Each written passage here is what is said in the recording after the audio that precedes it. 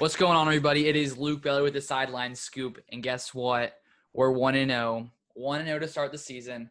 Let's go. Davante Adams put on a show, ties the Packers' career receptions record for a game with, 14 receptions, right? I think it was 14. Let's double check. Yeah, 14 receptions for Davante Adams, 156 yards, 2 touchdowns. I mean, honestly, we couldn't have, hope for more than basically what this Packers offense did today. Aaron Rodgers, 32-44, 364 yards, 4 touchdowns, 127.5 rating today. I mean, this was honestly insane by Aaron Rodgers. And I think just coming to this season, I was talking about in the video the other day, this Packers team is just so underrated because people for some reason have been, I don't know, they've just been really doubting Aaron Rodgers and what his potential is. And, now I think Aaron Rodgers came out today and was like, let me just show people, let's just sort of shut people up, sort of show people and remind them sort of what I can do and sort of the way that I can play. So, I mean, he definitely did that today. And so in today's video, I'm just going to break down basically some of the main key things that sort of I took away from this game. And of course, sort of talk about just sort of this game in general, sort of how it all played out. We got a few injuries as well. But yeah, today I also did a stream. Lots of people came and joined throughout the stream. So I appreciate all you guys who came in and followed along. It was lots of fun. I'm going to do another one next week as well. So be looking out for that one.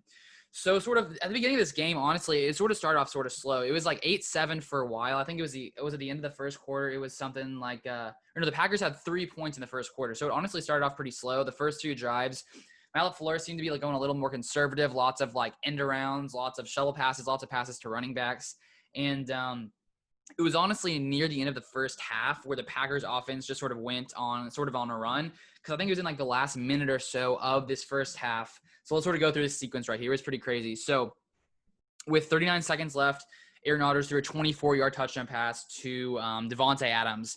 And I had my Davante Adams jersey on today. So, I just sort of knew that it was going to be his day. I just had a feeling. And so, there we go. But anyway, so we score that and then we're up like what? Like I think we're up like 15 to 15-8 or 15-7 at that point. And then we come back out. Vikings get the ball. They throw an interception right to Jaire Alexander. And we get the ball back with, 20, 30 seconds left to go. And then Aaron Rodgers throws a 45-yard bomb to Marquez Valdes-Scantling. And so then we end that half up, 22-7? Or 22 to 10 to end the first half. And so, I mean, the fact that we put up 14 points in those final, the final minute or two, that really set us up good for the rest of the game. And I think another thing sort of about Marquez Valdes-Scantling and Davante Adams and this wide receiver group, and as, just sort of in general, so many people have been worried about our receiving core. And, with the draft, with us drafting Jordan Love, people are really worried about this receiving core. But today, I think that they sort of showed you that there's not really reason to be worried. Marquez Valdes-Scantling came out and did insanely well. He put up 4 receptions, 96 reception yards, and 1 touchdown. And he also dropped like one ball that, could have maybe been like another 50 or 60-yard touchdown. So, I mean, honestly, he could have put up 150 yards and 2 touchdowns. So he's pretty close to doing that. And then, of course, we had Allen Lazard as well, doing insanely well, a guy who I really love to watch. I also switched him into my fantasy team this morning. So that was a nice little input into my fantasy lineup. But he had 4 receptions for 63 yards and 1 touchdown. And then honestly, from that point on, the Packers continued to just sort of do insanely well. Aaron Rodgers just really put on a show on the third and fourth quarter as well. And honestly, this score looks a lot closer than it actually was. Because I saw a tweet from let me pull it up right now. I saw a tweet from a guy who I follow who talks about the Packers. His name is Peter, I can't remember exactly what his last name is, but you guys probably know who he is. But basically, he was putting out so after the opening drive of for the Vikings, honestly, the Packers defense did insanely well until the fourth quarter when we were already up by so much. So after the first drive where the Vikings basically ran the ball really well, Dalvin Cook had lots of good runs in that drive. I think he scored a touchdown on the first drive. But then after that opening drive, the next series with only 2 plays for them, we got a safety, Jaire Alexander coming in. You guys probably watched that play. That was a nasty play. He just came in from the side. Apparently, I don't even think that play was he wasn't supposed to blitz on that play. He just thought it was a run. And I'm pretty sure he just said he just kept going because he sort of, saw that he could have gotten Kirk Cousins. So that was beautiful. Then the next series, they had 3 plays, a punt. Then the next series, they had 2 plays, an interception. The next series, they had 3 plays and a field goal. The next series, they had 6 plays and a punt. And then the next series, they had 6 plays and turn it over on downs. So it wasn't until going into the fourth quarter, it was 29-10, and this Packers defense had honestly done insanely well besides that very, very first series.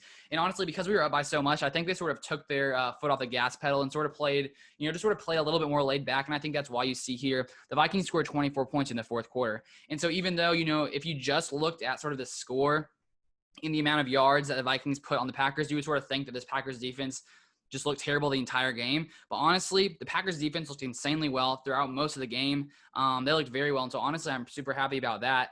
And I think that it was just garbage time and they were just playing laid back. And I don't think there's reason to worry for this Packers defense. There were a couple injuries today. Kenny Clark got injured, which is definitely, not something you want to see. So hopefully we get some updates on him. Hopefully he'll be back soon. I don't really know exactly what his injury was. But basically, honestly, if you look at this, Dalvin Cook, 12 carries, 50 yards, 2 touchdowns. Of course, the 2 touchdowns aren't really nice, but I remember talking in a video earlier this week that last time we played Dalvin Cook, I think he ran for like 150 yards or something. Then, of course, Alexander Mattison here, 6 carries, 50 yards, and he averaged 8 yards a carry.